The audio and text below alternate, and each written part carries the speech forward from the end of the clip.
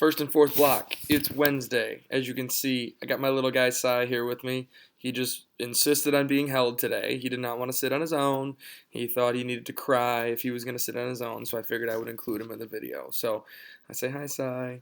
Um, Really quick today. I did already post an optional daily reading for today. Okay.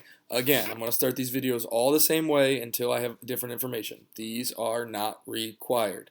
There is nothing due. Okay. But I want you to continue reading. I want you to continue your education. I know that you guys have been motivated for all of your lives by the grade or by getting it done or that it's required and that sort of thing, but I just want you to be learners. I want you to be people who want to expand the way you think about the world and expand the way that you are able to read and interpret what you read. Okay, so these are optional.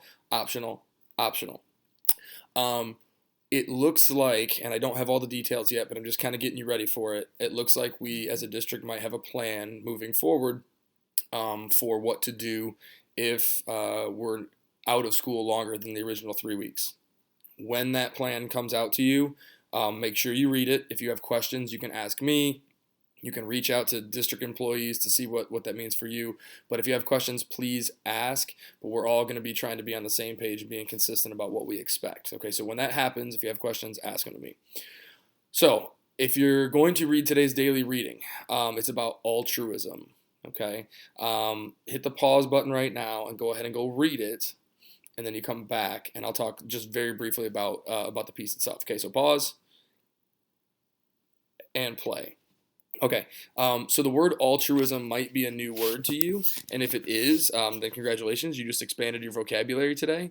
Altruism is kind of, in my own words, doing something simply because it helps someone else, doing something because it's kind and it's helpful and it's the right thing to do, and you're doing it without any sort of reward for yourself. So if you think about altruism and some of the examples that were provided in this piece, they talk about holding the door for someone or something as serious as diving into an icy body of water for someone to save them. And it offers possible theories about why people do this. Why do we help each other? Why do we want to help somebody who's in a tough time? And I really like that this article doesn't necessarily take a stance. Sorry, buddy. I like this article doesn't take a stance about maybe what the answer is, but it floats many theories that scientists have studied over the years to try to explain altruistic behavior. I always think, and this might be a little bit of a cynical way to look at the world, but when they talk about how doing good things for other people makes your brain feel good, it activates those pleasure centers in your brain, I think it's really difficult to not see altruism as impossible because, obviously if you're doing something and it makes you feel good, that's a little bit for you, even if it is for somebody else. So I don't want to be the cynical person in this, but, there is some scientific evidence to say that altruism may not be entirely possible. But this is one of those articles that I think presents you with the information and lets you sort of make, hey buddy, and lets you sort of make some of your own judgments about altruism and whether or not it's real or possible or if it doesn't exist at all. So I hope you enjoyed this daily reading. Keep coming back. Again, it is not required. I keep saying this via Remind. I keep saying it via Classroom. I keep saying it on comments and emails. Not required. Okay. When that changes, I will let you know.